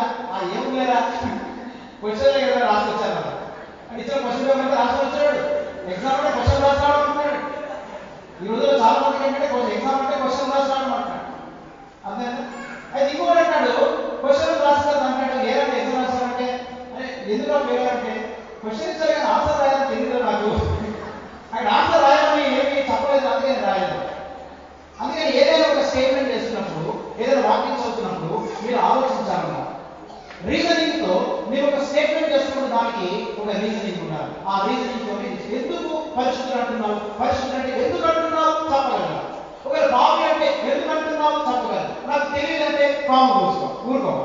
ఎందుకని జ్ఞానుడు ఎప్పుడట, మూర్ఖుడు ఎప్పుడట, వాడు మూర్ఖుడు జ్ఞానంగా ఉన్నాడు, మూర్ఖుడు మౌనంగా ఉంటేనట వాడు జ్ఞానిగా ఎంచబడతాడు. కొంతమంది అన్నమాట చాలా కాము ఉంటాడు, చాలా మూర్ఖుడు అంటే ఇన్ సెన్స్ వాడికి చదువు సందేహం రాదు కానీ చాలా కాము ఉన్నాడు. మనం కూడా పోయి చాలా మేధావులు. అవును కదా? నేను ఒకటి ట్యూషన్ చెప్పాను రాజుగాని. వాడు ఏం చేసేవాడంటే వాడు ఇంటర్మీడియట్ లో అన్ని సబ్జెక్టులు లేదు, జస్ట్ ఈ పెళ్లి 4 సబ్జెక్ట్స్. వాడు ట్యూషన్కి వచ్చాడు. వాడు ఎంత లావు అంటే ఇంత లావు, ఇంత హైట్, చాలా గంభీరంగా ఉండేవాడు. వాడు వచ్చిందో మనం ఇలా చూశాడు. వాడు ఇంతగా పడ్డానికి వచ్చాడు, నా దగ్గర నేర్చుకోవడానికి వచ్చాడు. వచ్చిన తర్వాత నాకు చాలా జ్ఞానం ఉన్నట్టు కర్మ చెప్పుకుని వెళ్ళిపోతుంటే ఇలా అంటున్నాడు అన్నమాట. వీడికి అన్నీ వచ్చి అనుకున్నాను. ఇందుకు ఆయన ఎన్ని సబ్జెక్టులు పాస్ అయ్యాను సార్, ఏమనుకోండి సార్ అన్నీ పోయింది సార్ అంటే మౌనంగా ఉంటే ఏమనుకుంటాం, వీడు చాలా జ్ఞాని అనుకుంటాం. సరే ఇప్పుడు జాగ్రత్త. ఆదాము పాప్య పరిశుద్ధుడు, పాప్య పరిశుద్ధుడు. జాగ్రత్త. ఆదాము పరిశుద్ధుడు కాదు, పాపి. మరెవరు వేరే చోటు ఎవరైనా ఎవడు అటు ఇటు కావాలా చెప్పండి. అందుకే అన్నా మీ మనసుని ఆలోచన చేయడం లేదు. ఆదాము పరిశుద్ధుడు కాదు, ఆదాము పాపి కాదు. Is neither the holy man not the simple man. Then who is he? అని గుర్తుపెట్టుకోవాలి. దేవుడు మానవుని సృష్టించినప్పుడు, ఆదామును సృష్టించినప్పుడు దేవుడు ఆదామును న్యూట్రల్ గా సృష్టించాడు. ఎందుకు న్యూట్రల్ సృష్టించాడు, ఎందుకు పరిశుద్ధుడు కాదు, ఎందుకు పాపి కాడు నేను మీకు చెప్తాను చాలా జాగ్రత్తగా. చాలా జాగ్రత్తగా. ఎందుకంటే రైట్ జాగ్రత్తగా. ఎందుకంటే ఒక వ్యక్తిని వాడు పాపియా పరిశుద్ధుడా అని తెలుసుకోవడానికి వాడికి ఏం ఇవ్వాలంటే మనం చాయిస్ ఇవ్వాలి, ఫ్రీ విల్ ఇవ్వాలి. వాడికి స్వేచ్ఛను ఇవ్వకుండా వీడు పాపి పరిశుద్ధుడని మనం చెప్పలేదు. ఫర్ ఎగ్జాంపుల్ ఒక స్టూడెంట్ ఉన్నాడు, మీరు 10th క్లాస్ ఎగ్జామ్స్ రాస్తున్నారు, మీరు పాస్ అయ్యాడా ఫెయిల్ అయ్యాడా అని తెలుసుకోవాలంటే ఏం చేస్తారు? ఏం చేస్తారు? టెస్ట్ పెట్టారు. గవర్నమెంట్ టెస్ట్ పెడతారు. టెస్ట్ పెట్టిన తర్వాతనే వీడు పాస్ క్యాండిడేటా ఫెయిల్ క్యాండిడేట్ అంటారు. నువ్వు ఏ టెస్ట్ రాయకుండా వీడు ఫెయిల్ క్యాండిడేట్ ఏ న్యూస్ ఫెయిల్ అంటావు అంటావా లేదా? నువ్వు వీడు పాస్ క్యాండిడేట్ ఏ పరీక్ష రాశాడు పాస్ అయ్యాడు, అది పరీక్ష జరిగాడు ఇప్పుడు రాశాడు పాస్ అంటావా లేదా? అంటే దీన్ని బట్టి ఏమర్థమవుతుంది? ఒక వ్యక్తి పాస్ అయ్యాడా ఫెయిల్ అయ్యాడా తెలుసుకోవాలంటే ఏముండాలి? టెస్ట్ ఉండాలి. అట్లాగనే ఆదాము పరిశుద్ధుడా పాపని ఎలా తెలుస్తుందంటే దేవుడు ఆదాముకి పరీక్ష పెట్టాడు. పరీక్ష పెట్టాడంటే either is going to choose the creator or is going to choose the creation. వీడు సృష్టిని ఎన్నుకుంటాడా లేకపోతే సృష్టికర్తను ఎన్నుకుంటాడా? వీడికి పరీక్ష ఉంది. ఇప్పుడు ఆదామ నీవు ఎన్నుకున్న దాన్ని బట్టి నువ్వు పరిశుద్ధులవో లేక పాపివో నువ్వు తెలుసుకోవాలి. ఆదాము పాపే పరిశుద్ధులనేది ఎలా తెలుసుకోగలమంటే దేవుడు ఆదాములకు పెట్టినటువంటి ఆ పరీక్ష ద్వారా బహిర్గతమైంది. ఏంటా పరీక్ష అంటే, ఈ మనిషి చెడ్డలు తెలివి వృక్షాలను జీవవృక్షాలను ఇచ్చాడు, ఇది తింటే చస్తావురా, ఇది తింటే కనుక బతుకుతావు, చాలా జాగ్రత్తగా చెప్పాడు, పరీక్ష పెట్టాడు. ఆదాము ఏమేమి చెప్పండి ఆ పరీక్షలో? వేరేదు. అంటే ఎట్లా వేరేదు? ఆదాము తన ఫ్రీ విల్ని, తన యొక్క స్వేచ్ఛని వినియోగించుకున్నాడు. వినియోగించుకుని ఏం చేశాడంటే, either he can choose the tree of knowledge or he can choose the tree of life. ఈ జీవవృక్ష ఫలాలైనా తినొచ్చు, లేకపోతే మంచి చెడ్డలు తెలియని వృక్ష ఫలాలను తినొచ్చు. మంచి చెడ్డలు తెలియని వృక్ష ఫలాలను తింటే వాడు పాపిగా మారుతాడు, జీవవృక్ష ఫలం దగ్గరికి వెళ్తే వాడు పరిశుద్ధులు అయిపోతాడు. ఇంకో మాట గమనించాడు, మంచి చెడ్డలు తెలియని వృక్ష ఫలము తిన్నప్పుడు వాడు పాపి. ఎట్లా పాపి? చదివేస్తున్నారు. మంచి చెడ్డలు తెలియని వృక్ష ఫలము తిన్నప్పుడు వాడు తన జ్ఞానం మీద ఆధారపడి జీవించడానికి తన మార్గాన్ని ఎన్నుకున్నాడు. కానీ జీవవృక్ష ఫలం దగ్గరికి వచ్చినప్పుడు ఏమంటాడంటే, దేవా, నా జ్ఞానం మీద ఆధారపడి నేను జీవించను, నేను నీ మీద ఆధారపడి, నీ జ్ఞానం మీద ఆధారపడి, నీ చిత్తాన్ని నేను అప్పగించుకొని నేను జీవించాలనుకుంటున్నాను అని వాడు ఎన్నుకున్నట్టు. కనుక ఇది గమనించండి, ఆదాము దేన్ని ఎన్నుకున్నాడు?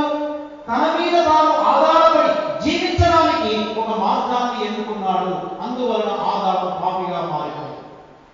తన చాయిస్ని బట్టి వాడు పాపి అయ్యాడు తప్ప దేవుని యొక్క సృష్టిని బట్టి పాపి కాదు, పరిశుద్ధుడు కాదు. ఒకవేళ జీవవృక్ష ఫలం దగ్గరికి వచ్చాడనుకోండి, దాంతో ఏంటి, దేవుని నీ మీద ఆధారపడి నేను జీవిస్తాను అన్నప్పుడు ఒకవేళ దేవుని మీద ఆధారపడి జీవిస్తుందా ఎవరు చెప్పారు? ఆయన పరిశుద్ధులు కనుక మీరు పరిశుద్ధులు. అప్పుడు ఏమయ్యేవాడు? జీవవృక్ష ఫలం దగ్గరికి వచ్చుంటే ఆదాము పరిశుద్ధుడు అయ్యేవాడు. కానీ మంచి చెడ్డల జీవవృక్ష ఫలం దగ్గరికి వచ్చాడు కాబట్టి ఆదాము ఏమయ్యాడు? పాపిగా మారిపోయాడు. అంటే what is the point that is making a person to be holy or the simple man? ఒక మనిషిని ఏది పాపిగా లేక పరిశుద్ధునిగా చేస్తుంది అంటే తన యొక్క ఎంపిక, తన యొక్క choice. The choice which you are making yourself can make you either you can become the holy man or you can become the simple man. నీవు పాపిగా మారాలన్నా, నీవు పరిశుద్ధునిగా మారాలన్నా, నువ్వు దేవుడితో జీవించాలన్నా, లోకంతో జీవించాలనుకున్నా అది ఎక్కడుందంటే అది నీ దగ్గరే ఉంది, నీ చాయిస్ లో ఉంది. ఇప్పుడు జాగ్రత్త, పాపాన్ని నేను ఇలా నిర్వచిస్తున్నాను కదా, అందుకే మంచి చెడ్డల దగ్గర వృక్షఫలం దగ్గర నుంచి వస్తున్నాను. పాపం అంటే ఏంటంటే ఏమండి, మానవుడు తన మీద తాను ఆధారపడి జీవించాలని ఎన్నుకున్నటువంటి మార్గమే పాపం. అది గడిచేసాయి. అంటే పాపానికి ఇంకా చాలా నిర్వచనాలు ఉన్నాయి, కానీ అసలు పాపానికి నిర్వచనం మొట్టమొదటి ఆదికాండంలోకి వెళ్ళి మనం చూడాలన్నమాట. వీటిని ఏమంటారంటే క్రియేషన్ ఆర్డినెన్సెస్ అంటారు. ఈ క్రియేషన్ ఆర్డినెన్సెస్ లో మొట్టమొదటిగా మనం ఏం చూస్తున్నామంటే, ఇక్కడ ఆదాము ఏం చేశాడు? తన మీద తాను ఆధారపడి జీవించడానికి, తన జ్ఞానం మీద తాను ఆధారపడి జీవించడానికి. అందుకని క్రియేటర్తో పని లేదు, నాకు క్రియేషన్తోనే పని. ఇది అంతముగా ఉంది, రమ్యముగా ఉంది, తినడం చాలా మంచిగా ఉంది. కళ్ళను బట్టి, ఆలోచనలు బట్టి, చూపును బట్టి, తన యొక్క సొంత కోరికలు బట్టి తను తాను ఎన్నుకొని ఆ మార్గంలో వెళ్ళిపోయాడు. అందువలన ఆదాము నుండి మనకి పాపము సంక్రమించింది. మనం అందరూ కూడా ఏం చేస్తున్నామంటే, మనము క్రియేటర్ని ఎన్నుకోవట్లేదు, మనం క్రియేషన్ని ఎన్నుకుంటున్నాము. మీకు అర్థమవుతుందా? This is the sin. అందుకని సిన్ అంటే ఇంకేదో కాదు. పాపం అంటే ఏంటంటే ఏమంటే sin is exalting one self against the creator. సృష్టికర్తకు విరోధముగా నీవు తీర్మానం చేసుకొని, ఒక ఎంపిక చేసుకొని నీ జీవితాన్ని నీవు కొనసాగించుకోవడమే that is the greatest sin. ఇంకొక భక్తుడు అన్నాడు, ఏమన్నాడంటే సిన్ అంటే ఏంటంటే, సిన్ గురించి ఒక చక్కని మాట చెప్పాడు. Sin is the devil's image అని అన్నాడు, ద సెల్ఫ్ ఎగ్జాల్టింగ్ ప్రైడ్ అని అన్నాడు. సిన్ అంటే ఏంటంటే సాతాను యొక్క రూపం అంట, ద డెవిల్స్ ఇమేజ్. ఆదాముకి ఏమొచ్చిందంటే సాతాను యొక్క ఇమేజ్ వచ్చేసింది. ఆదాముకి ఏమొచ్చిందనంటే దయ్యం యొక్క ఆలోచన వచ్చేసింది, వేషం వచ్చేసింది. అందుకని డెవిల్స్ యొక్క ఇమేజ్ వచ్చేసింది. తన సొంత మార్గాన్ని తాను ఎన్నుకున్నాడు, తన సొంత ఆలోచన ప్రకారం జీవించాలనుకున్నాడు. ప్రియమైన మనసులారా గమనించండి, మీరు పాపం అంటే మీకు నచ్చినట్లు జీవించేసి, ఊరికనే ప్రార్థన చేసి, మీకు నచ్చిన జీవితం జీవించడానికి మళ్ళా ప్రార్థన చేసి దేవుడు నాకు సహాయం చేయమని అంటున్నావంటే దానంత భయంకరమైన పాపం మరొకటి లేదు. ఈ రోజున లోకమంతా ఎక్కడికి వెళ్ళిపోయిందంటే మంచి చెడ్డల తెలివిని వృక్షఫలం దగ్గరికి వెళ్ళిపోయింది. Everybody is choosing his own way. అందుకని అందరూ ఏకముగా పనికి మాలిన వారై త్రోవ తప్పిపోయారు. మేము మారుమనసు పొందాము బాప్తిసం పొందామని చెప్పేటువంటి విశ్వాసులైన వారు కూడా ఎక్కడ ఉన్నారంటే వాళ్ళు కూడా ఈ మంచి చెడ్డలు తెలియజేసే కృషి వాళ్ళ దగ్గరికి వెళ్ళి అంటే బయటకు మాత్రం దేవుడు ప్రార్థన విశ్వాసం అని మనం మాటలు చెప్తున్నాం కానీ లోపల మాత్రం నీ సొంత చిత్తాన్ని నీ సొంత ఆలోచన నెరవేర్చుకుంటున్నాను. నేను విదేశాలకు వెళ్ళాలా లేదా ప్రభా నాకు సహాయం చేయండి ప్రభా, వెళ్ళాలా లేదా ప్రభా అని అడగడు వీడు. విదేశానికి వెళ్తున్నాను ప్రభా, వీసా ఇవ్వండి ప్రభా, ఆ అధికారి యొక్క మనసును మార్చండి ప్రభా, మార్గం సరళం చేయండి అని ఆల్రెడీ ప్రేయర్లో ప్రార్థన చేస్తాము, అందరినీ సంపుకు తింటాము. అది జరిగేంత వరకు మనం దేవుణ్ణి మనం వదిలిపెట్టాలి. అది వచ్చిన తర్వాత వీసా పట్టుకొని దూరదేశం వెళ్ళిపోయి దేవుని కొరకు బ్రతకవు, నీకోసమే నువ్వు బ్రతుకుతావు. నువ్వు దేవుని పేరు వాడుకున్నప్పటికీ నువ్వు ఇంకా పాపంలోనే కొనసాగుతున్నావు. ఇది చాలా మందికి అర్థం కాదు. ఇది పాపం ఎట్లా అవుతుంది అనుకుంటున్నారు. పాపం అంటే మనం ఏం చేశామంటే we have reduced it into a very small understanding of sin. చాలా సంకుచితంగా ఆలోచించాం. పాపం అనగానే వ్యభిచారము, దొంగతనము, నరహత్య ఇవి పాపాలు అంటున్నాం. నో డౌట్ అవన్నీ పాపాలే. కానీ నీ మార్గాన్ని నీవు ఎన్నుకునే అంత భయంకరమైనటువంటి పాపాలు ఇంకా ఆ మార్గాన్ని ఎన్నుకున్నావు కాబట్టి వాటి ద్వారా ఈ పాపాలన్నీ తర్వాత వచ్చాయి. వాటి ద్వారా ఈ పాపాలన్నీ వచ్చాయి.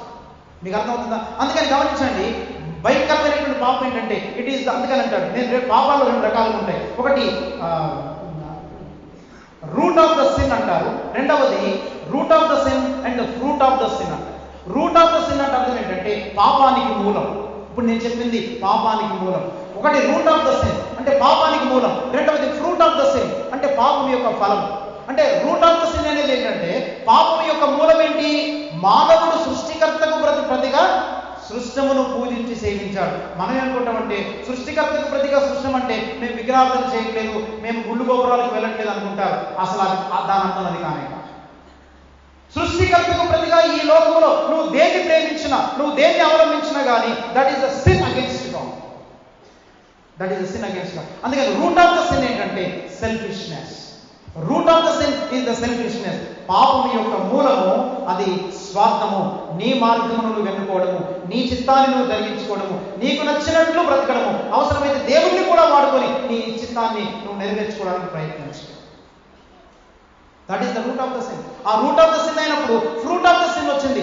నీ సొంత చిత్తాన్ని చేసుకుంటున్నావు కాబట్టి ఇక నీ శరీర కోరికలు తీర్చుకోవడానికి, నీ సొంత ఆలోచనలు నెరవేర్చుకోవడం కొరకు అవసరమైతే ఇతరులని చంపేస్తావు, ఇతరులను నరికేస్తావు, మానసికంగా కృంగతీస్తావు, అవసరమైతే నువ్వు బలహీనుడు కాబట్టి సుఖం పెరిగింది కాబట్టి వ్యభిచారంలో పడిపోతావు. ఈ పాపాలన్నీ వాటిని వెంటాడుతుంటాయి. This is the fruit of the sin.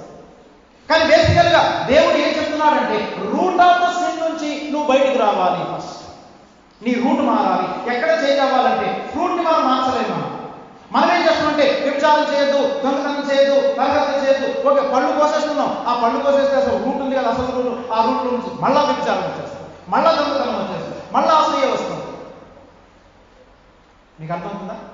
Route of the sin అనేటువంటిది మన జీవితం నుంచి పోవాలి. అందుకని మానవుని యొక్క స్వభావం ఎంత భయంకరమైందంటే, ఎంత కలుషితమైపోయిందంటే మనము పైకి కనిపిస్తున్న, పైకి కనబడుతున్నంత మంచోళ్ళం మనం ఉంటాం. అందుకే దేవుడు ఏం చేశాడు తెలుసా? చాలా చెప్పండి, ఎంత చెడిపోయాడు మానవుడు అంటే, వాడి రూట్ ఎంత పాడైపోయింది అని అంటే. ఇంకొక విషయాన్ని మీకు చెప్పాలనుకుంటున్నాను, చాలా జాగ్రత్తగా, ఇది చాలా ప్రాముఖ్యమైన మాట. మానవుడు ఎంత పతనమైపోయాడు, ఎంత పాడైపోయాడు అని అంటే, పాత నిబంధనలో మీరు గమనించండి, దేవుడు మరి ఒక వాగ్దానం, ఒక నిబంధన చేశాడు. ఏమండి, మనకు నిబంధనలు 2 రకాలు చెప్తుంది. ఒకటి పాత నిబంధన, రెండవది క్రొత్త నిబంధన. పాత నిబంధన ఎవరితో చేశాడు? క్రొత్త నిబంధన ఎవరితో చేశాడు? చెప్పండి. పాత నిబంధన ఎవరితో చేశాడు? మాట్లాడలేదు.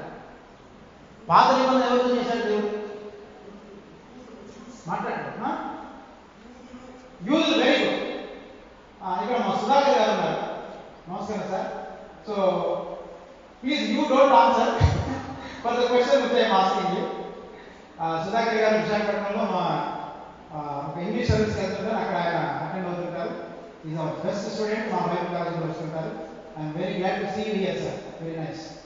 చాలా ఆయన ఐఏఎస్ ఆఫీసర్, తెలుసా? ఐఏఎస్ ఆఫీసర్, బట్ రెగ్యులర్గా నా దగ్గరికి బైబిల్ క్లాస్కి వస్తారు, నేర్చుకుంటారు. గురువు గారు అంటారు. చాలా ఉందని సార్, మీకు నిజంగా మీరే గురువు గారు. చాలా సంతోషం. అది దినత్వం అంటే. సరే, ఇక్కడ రామప్రసాద్ గారు చెప్పారు. ఏం సార్ చెప్పండి రామప్రసాద్ గారు? జ్యూస్. ఏ జ్యూస్? యాపిల్ జ్యూసా?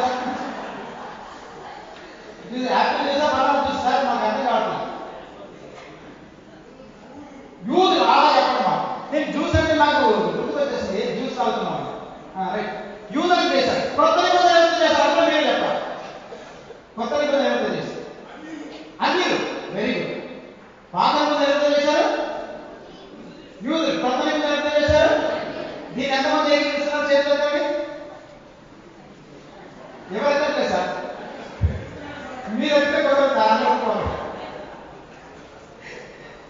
ఇంకెవరైనా చెప్తారు ఈ క్వశ్చన్ ఆన్సర్? అయ్యా వెరీ గుడ్. అది ప్రొఫెసర్ అంటారు చెప్తున్నారు. బైబిల్లో మనం చర్చ చేస్తాం. పాత నిబంధన యూదులతో చేశాడు, క్రొత్త నిబంధన కూడా యూదులతోనే చేశాడు. అన్ని జనులకు నో నిబంధన. తెలుసా మీకు? బైబిల్ గ్రంథంలో దేవుడు అన్ని జనులకు నిబంధన చేయలేదు. ఎక్కడ నిబంధన లేదు. వాళ్ళు నిబంధన లెస్ పీపుల్, మనం నిబంధన ఫుల్ పీపుల్.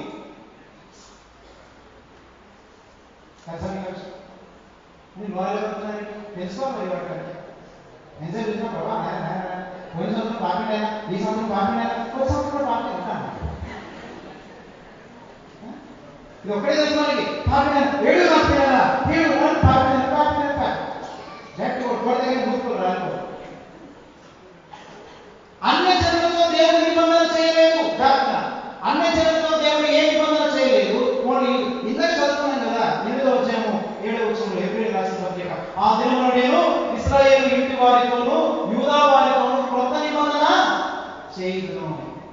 క్రొత్త నిబంధన యూదులకి, పాత నిబంధన కూడా యూదులకి. ఇంకా చాలా చేస్తున్నాం. అద్భుతమైన సబ్జెక్ట్ ముగిస్తాను. ఇప్పుడు మీరు చాలా చేస్తున్నాడు. హృదయం అన్నిటికంటే మళ్ళీ చెప్ప అన్నిటికంటే చూసారా, మోసకరమైన అనుకుంటాం కానీ ఆ మోసంలోనే మనం బ్రతుకుతుంటాం. బయటికి రావడానికి ఇష్టపడు. హృదయం అన్నిటికంటే మోసకరమైన.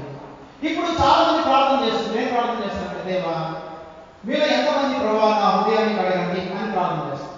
హృదయాన్ని కడగండి ప్రభావం మీరు ఎంతమంది ప్రార్థన చేస్తారు? చేస్తాం లేదు. కడుగు ప్రార్థన చేయరా? దేవా నన్ను కడుగు, నా హృదయాన్ని పవిత్రపరచు అంటారు లేదా? ఇందులో తప్పుందని చెప్పినాట్లో తప్పుందా? మోసపోగా చెప్పు, తప్పేమి లేదు. నేను చెప్పేటువంటి హృదయాన్ని కడగండి ప్రభావాన్ని ప్రార్థన చేస్తాను. ఇది తప్పు అని అంటాను. మీరేమంటారు?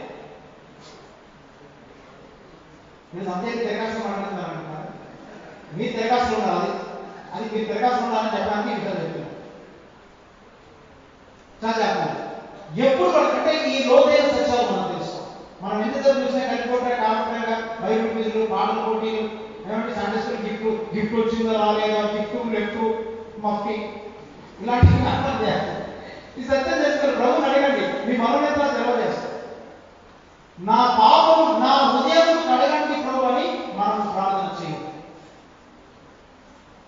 అట్లాంటి బైబిల్లో ఒక స్టేట్మెంట్ కూడా ఎందుకు లేదో చెప్తాను. కంగారు అదే చెప్తున్నారు. మీరు దానికి ఆవేశంగా ఆలోచించాలి. జాగ్రత్త. నేను చెప్పేది చాలా లోతైన సత్యాలు. ఇవి మన జీవితాలను మార్చే సత్యాలు. ఇదే స్వతంత్రత అంటే విడుదల పొందడం అంటే మన హృదయాన్ని కడగండి ప్రభు అని మనందరం ప్రార్థన చేస్తాం. అది కాదు చేస్తాం. చాలా చెప్పండి. బైబిల్లో దేవుని వాక్యం ఏం చెప్తుందంటే చదువుతుంది. యేసయ్య గ్రంథం 36వ అధ్యాయం 26వ వచనం. 36వ అధ్యాయం 26వ వచనం. ఒకసారి చదవండి. అవసరం చదవండి.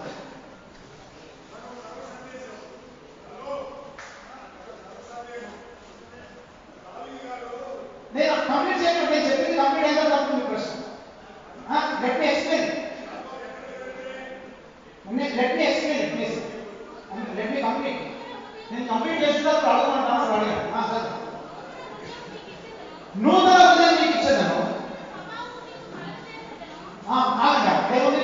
నూతన హృదయం మీకు ఇచ్చేదాను. నూతన స్వభావం మీకు అలగ చేస్తాను. ఏమన్నా చెప్పండి.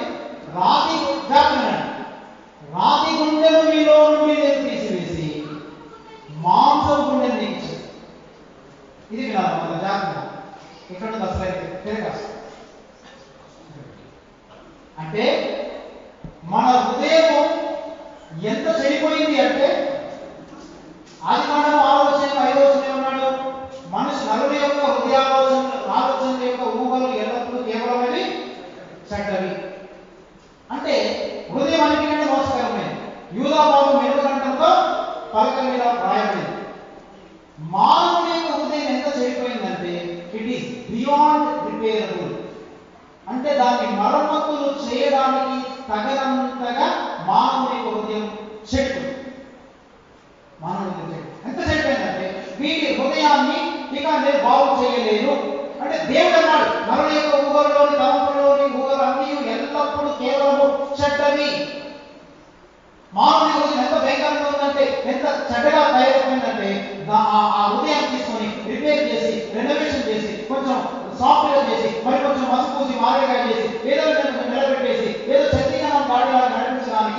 అది పనికి రాకుండా మారిపోయింది. పనికిరానిక దాన్ని రిపేర్ చేయడానికి పనికిరాదు. మన మొబైల్ తీసుకుని సార్ ఇది రిపేర్ చేయడానికి కావచ్చు సార్, ఈ పీస్ మార్చాలన్నమాట. పీస్ మార్చడం. అందుకని దేవుడు ఏం చేశాడంటే మానవ హృదయాన్ని రిపేర్ చేయలేదు, మానవ హృదయాన్ని రీప్లేస్ చేశాడు. మానవ హృదయాన్ని రీప్లేస్ చేశాడు. అందుకని సాధారణండి ఈ దినంలో చాలా మంది ఎందుకు పతనం అవుతున్నారు, పడిపోతున్నారు, పావు మీద చేయకూడలేకపోతున్నారంటే మనం ఇంకా మన హృదయాలని రిపేర్ చేసుకోవడానికి ప్రయత్నం చేస్తున్నాం. కానీ ఆరంభంలో చెప్తున్నారు, రక్షణ పొందే సమయంలో చాలా మంది యొక్క హృదయాలు రీప్లేస్ చేయబడి. ఎప్పుడైతే నువ్వు దేవుడి దగ్గరికి వస్తావో ఆయన క్రొత్త నిబంధన ఏంటంటే, క్రొత్త నిబంధనలు నా దగ్గరికి వచ్చినటువంటి వాడి యొక్క హృదయాన్ని నేను రీప్లేస్ చేస్తాను, రాతి గుండెను తీసేస్తాను, మాంసం గుండెను పెడతాను. ఎందుకని ఆ రాతి గుండెను తీసేస్తానన్నాడు? ఈ రాతి గుండె irreparable, it cannot be repaired, it cannot be renovated. దాన్ని పునర్నిర్మించి కొంచెం బాగు చేసి కొంచెం కొత్తదనం తీసుకొచ్చేంత సీన్ ఈ హృదయానికి లేదు. అందుకే దేవుడు ఏమన్నాడంటే హృదయాన్ని మారుస్తాడు. అందుకే మీరు హృదయం క్రిందాక ఆలోచించాడు. దావీదు ఏమన్నాడు? నా హృదయము శుద్ధి చేయి, నా అంతరంగ హృదయము నాకు శుద్ధ హృదయం కలిగించు. దావీదు అన్నాడు నాకు శుద్ధ హృదయం కలిగించేము. అది పాత నిబంధనలో ఉంది, ఇంకా అది కొత్త నిబంధనలో నెరవేర్చబడలేదు. అందుకే దేవుడు ఏమంటాడు? నీ హృదయాన్ని శుద్ధి చేసినంత సీన్కి లేదయ్యా అంటున్నారు. నా హృదయాన్ని శుద్ధి చేయమంటున్నాడు, కానీ దేవుడు శుద్ధి చేయడు. దేవుడు ఏం చేస్తాడంటే రీప్లేస్ చేయడమే. రీప్లేస్ చేసిన తర్వాత ఏం చేస్తాడంటే కొత్త హృదయాన్ని పెట్టాడు. నూతన హృదయం నేను మీకు ఇచ్చేదను. ఏ హృదయం అది? మనం నూతన హృదయం అంటే కొంచెం మారి, ఉన్న హృదయం కొంచెం మారి అట్లా అర్థం చేసుకో. న్యూ క్రియేషన్ అంటాడు ఇంగ్లీష్. న్యూ క్రియేషన్ అంటే ఏంటంటే అది తీసేసి కొత్త గుండెని మనలో పెట్టాడు. ఈ కొత్త గుండె మనకు వచ్చిన తర్వాత ఇప్పుడు ఏం చేయాలంటే మనం, అందుకని దేవుడు హృదయాలను కడిగేవాడు కాదు, హృదయాలను మార్చేవాడు. అది నంబర్ 1. ఏం కడుగుతారంటే హెబ్రేయులకు రాసిన పత్రిక 10వ అధ్యాయము మనం 19వ వచనం చదువుకుందాం. హెబ్రేయులకు రాసిన పత్రిక 10వ అధ్యాయం 19వ వచనం.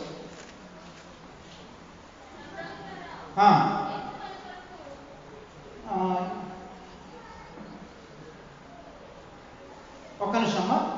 9వ వచనం చూడండి సార్. 9వ వచనం 14, 9:14.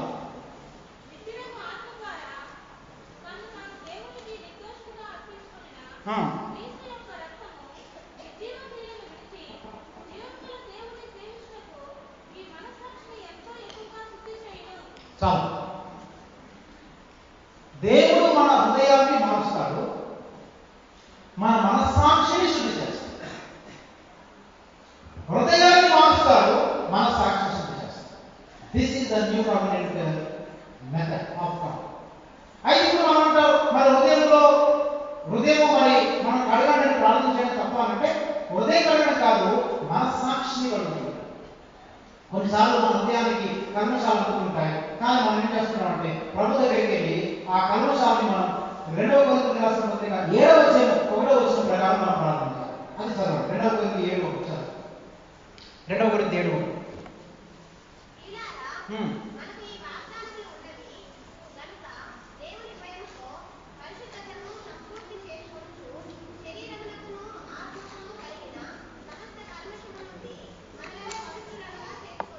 అది మనలను మనం పవిత్రంగా చేస్తాం.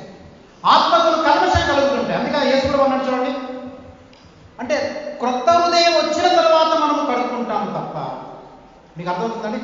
క్రొత్త హృదయం వచ్చిన తర్వాత అప్పుడప్పుడు మట్టి చెత్త చెదారం వస్తుంటే మనం మెల్లమెల్ల కడుక్కుంటాము. దేవాలు నీ హృదయాన్ని కడగండి అంటాం తప్ప. నేను చెప్పేది అంటే రక్షణ పొందినప్పుడు దేవుడు హృదయాన్ని కడిగే ప్రాసెస్ లేదు. హృదయాన్ని రీప్లేస్ చేసిన తర్వాత అప్పుడు మనం కడుక్కుంటాం. అయితే నా ప్రశ్న ఏంటంటే అసలు హృదయాలు రీప్లేస్ చేయబడ్డాయా? ఫస్ట్ అది మనకు ఉండేటువంటి సమస్యల కారణం ఏంటంటే చాలా మంది హృదయాలు రీప్లేస్ అవ్వలేదు. మారు మనసు పొందామంటారు కానీ వాళ్ళు నిజంగా మారు మనసు పొందలేదు. నిజంగా కనుక నువ్వు మారు మనసు పొందితే గుండె రీప్లేస్ అయిపోద్ది. గుండె ఎప్పుడైతే రీప్లేస్ అవుతుందో నువ్వు దేవుణ్ణి ఎరగడానికి ప్రయత్నం చేస్తావు, దేవుని చిత్తం చేయడం కొరకు ప్రయత్నం చేస్తావు, ప్రభు కొరకే బ్రతుకుతావు. నీకు చాలా సులువుగా ఉంటుంది జీవితం. క్రైస్తవ జీవితం క్రైస్తవుడిగా జీవించడానికి చాలా సులువుగా జీవించగలం. ఎవడు నీకు బోధించనక్కర్లేదు, ప్రసంగాలు చేయనక్కర్లేదు, నిన్నెవడు ఎంకరేజ్ చేయనక్కర్లేదు, ఎవడు వచ్చేసి నువ్వు ఇలా చేయి అలా చేయాలని నిన్ను గంటలు గంటలు చెప్పనక్కర్లేదు. పరిశుద్ధాత్మ దేవుడే నీ మనసులో నీకు ఆ హృదయాన్ని పుట్టిస్తాడు. ఆయన కొరకు బ్రతికి ఆలోచన కలిగిస్తాడు. కొన్నిసార్లు పరిశుద్ధాత్మను నేరుగా చేయకపోవచ్చు, కొంతమంది భక్తుల ద్వారా కూడా నిన్ను ప్రేరేపించవచ్చు. అది కూడా ఏంటంటే పరిశుద్ధాత్మ దేవుడే ఆ భక్తుల ద్వారా నిన్ను ప్రేరేపిస్తాడు. పెద్ద పెద్ద భక్తులు కూడా దంచి ప్రసంగాలు చేసి అరిచి కేకలేయాల్సిన పని లేదు. ఊరికైనా చిన్న మాట ఒకవేళ మర్చిపోయావనుకో, పరిశుద్ధాత్మ దేవుడు ఒక వ్యక్తి ద్వారా నిన్ను ప్రేరేపించినప్పుడు వెంటనే నువ్వు నీ సెన్సెస్లోకి వస్తావు. That is the new heart. అర్థమవుతుందండి? కాబట్టి నూతన హృదయమును దేవుడు మనకిస్తాడు. ఇది పాపము నుండి విమోచించబడ్డామంటే, పాపము నుండి విమోచించబడ్డామంటే నూతన హృదయం కలిగి మనం జీవిస్తాం. అందుకని మన హృదయము ఎంత భయంకరంగా మారిపోయిందంటే పాపమును అంటే రిపేర్ చేయడానికి అనుకూలంగా, రిపేర్ చేయడానికి చేశా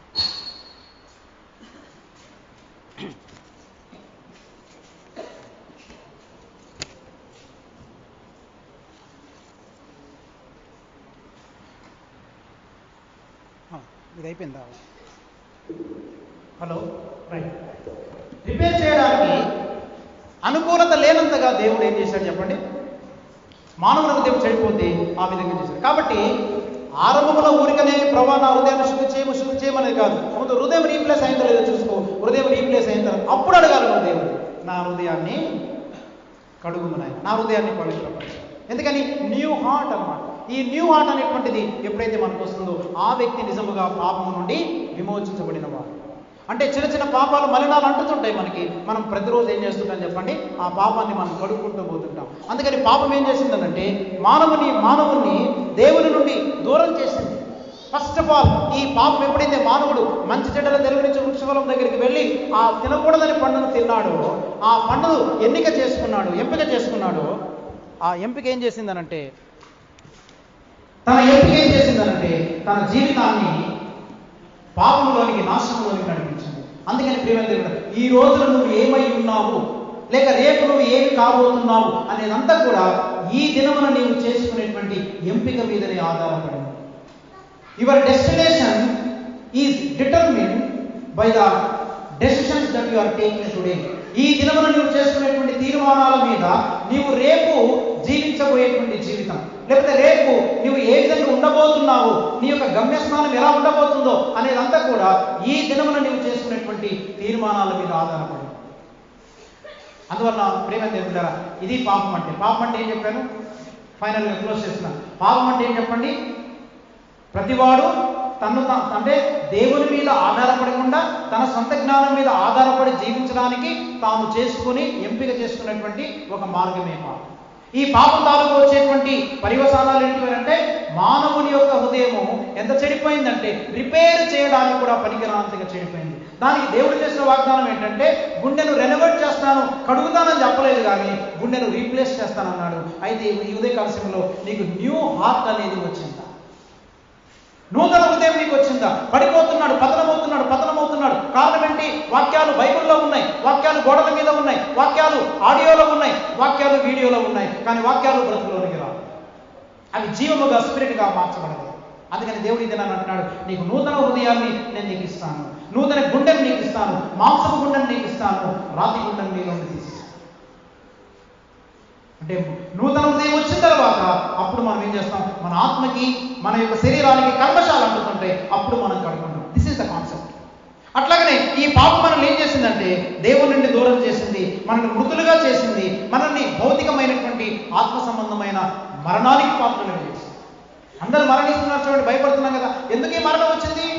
because of the sin, because of the choice that Adam made. ఆదాము చేసుకున్న ఎంపికను బట్టే ఈ మరణం. శరీరానికి మరణం, శరీర సంబంధమైన మరణం ఏంటంటే ఆదాము యొక్క ఎంపిక, ఆదాము యొక్క వ్యభిచారం కాదు. మీకు అర్థమవుతుందా? ఆదాము చేసినటువంటి దొంగతనం కాదు. ఆదాము దొంగతనము, వ్యభిచారము, నరగతి ఇవేం చేయలేదు. ఆదాము యొక్క పాపానికి శిక్ష ఏంటంటే నువ్వు సృష్టిని ఎన్నుకున్నావు కాబట్టి నువ్వు నరకానికి పాత్రుడవు, నువ్వు మరణానికి పాత్రుడవు. నిత్య నరకాగ్నికి ఎందుకు పంపించాడంటే తన చిత్తం తాను చేసుకున్నందువలన. దీన్ని గొప్ప పాపం ఎంచాలి. ఇంకో విషయం తెలుసుకోవాలి, మనం చాలా బైబిల్ ఇగ్నరెంట్స్గా ఉన్నాం. బైబిల్ ఆ జ్ఞానం మనకు తెలియదు. మన ఊరికైనా ప్రసంగాలు బట్టి పట్టడం, పాటలు బట్టి పట్టడం, వాక్యాలు బట్టి పట్టడం నేర్చుకున్నాం తప్ప దాని ఆత్మీయ లోతుల్లోనికి వెళ్ళే గ్రహింపు జ్ఞానం మనకు లేదు. చాలా జాగ్రత్తగా దేవుడు ఒక వ్యక్తికి ఎలా తీర్పు తీస్తాడు తెలుసా? చాలా మంది అనుకుంటారు, నువ్వు పాపం చేసావా నరకానికి పోతావు, నువ్వు పుణ్యం చేసావా పర్వాలకు పోతావు. అట్లాంటి బైబిల్లో లేదు. పాపం చేసినటువంటి వాడు నరకానికి పోడు, పుణ్యం చేసినటువంటి వాడు పరిశుద్ధంగా జీవించిన వాడు పరలోకం పోడు. తెలుసా మీకు ఆ విషయం?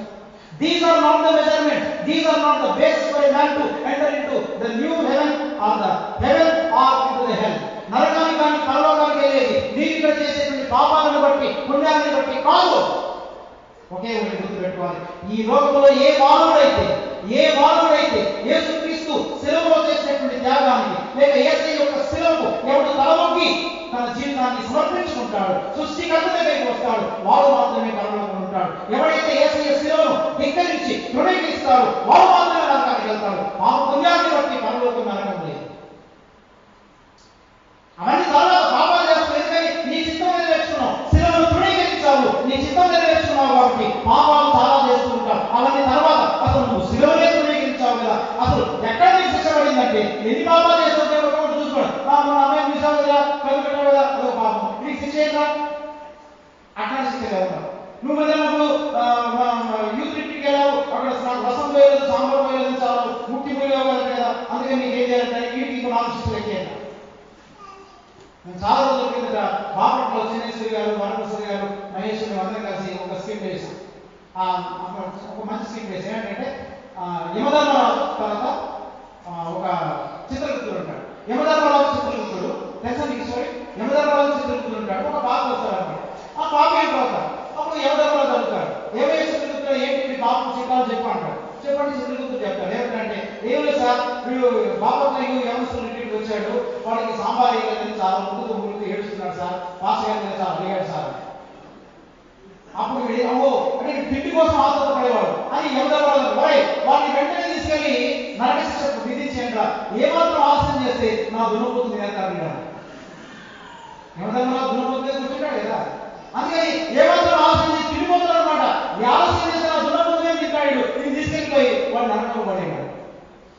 అంటే దేవుడు అట్లాగా చెయ్యడు. నువ్వు ఈ పాపం చేసావా, అట్లా లెక్క పెట్టాడు దేవుడు. ఒకే ఒక పాపం, ఫస్ట్ పాపం ఏంటంటే క్రీస్తు శిలువను ఎవరైతే తృణీకరించాడు, క్రీస్తు శిలువకు తను తలవట్లేదు, క్రీస్తు చిత్తానికి తన జీవితం అప్పగించుకోవట్లేదు, తన సొంత చిత్తం చేస్తాం, అక్కడే నీకు నరకం సెటిల్ అయిపోయింది. నాకు నరక శిక్షకి పాత్రలేదు. ఎంత నరక శిక్ష అంటే యుగయుగములు గప్పు గప్పున మండుచుండునయం ఆలోర నరకము నందు పాపులు బాధపడుదురయం అబ్బలెవ్వరు కానరంగున బొబ్బలిడుదురు అబ్బయంచు. ఏమండి, బొబ్బలిడుతుంటారు. నరకం అనేటువంటిది నరకం ఉంటుంది. దేని బట్టి? నీవు చేసేటువంటి ఫ్రూట్ ఆఫ్ ద సిన్ బట్టి కాదు, root of the sin selfishness. సృష్టికర్తకు బదులుగా సృష్టమైనటువంటి జీవించి ఆ శిలువని నువ్వు తృణీకరించినందువలన నీకు భయంకరమైన నరక శిక్ష. అది భయంకరంగా ఉంటుంది. యోహాను 1:12 ఏమన్నాడు? ఎందరూ తనను అంగీకరించరు, తన కుమారుని యందు విశ్వాసం ఉంచరు, వారు దేవుని కుమారులకు అధికారం ఇచ్చారు. పరిశుద్ధంగా జీవించడానికి అని చెప్పట్లేదు, తన కుమారుని అంగీకరించిన వారికి వాడు దేవుని కుమారుడు అవుతారు. తన కుమారుని తృణీకరించినటువంటి వాడు, అదే 1 యోహాను పత్రిక 2:24-25 అంటాడు, తన కుమారుని ఎవరైతే అంగీకరించాడో వాడు క్రీస్తు విరోధి దర్శనం. కుమారుడు అంగీకరించినటువంటి వాడు క్రీస్తును అంగీకరించిన వాడు దేవుని కుమారుడు, క్రీస్తును అంగీకరించకుండా తృణీకరించినటువంటి వాడు క్రీస్తు విరోధి. క్రీస్తు విరోధకు నరక శిక్ష తప్ప విచారం వాటిని బట్టి కాదు. అవన్నీ ఎలా చేస్తాడు వాడు, చేసుకుంటాడు వాడు, కానీ వాటిని బట్టి కాదు. ప్రాథమికంగా వాడు క్రీస్తుని తృణీకరించినందువలన. ప్రియ యమన బిడ్డలారా, ఆలోచించండి. ఉదయకాల సమయంలో మీరు క్రీస్తు శిలువకు తలొగ్గుతున్నారు. క్రీస్తు శిలువకు తలొగ్గమంటే ఊరిని వాకించి ప్రార్థన చేస్తున్నామన్నా, పొద్దున్నే బైబిల్ చదువుతున్నామన్నా, ఇది కాదు మీరు చేయాల్సింది. అవన్నీ మంచి పద్ధతులు చేయండి, తప్పేం లేదు, తప్పకుండా చేయాలి కూడా.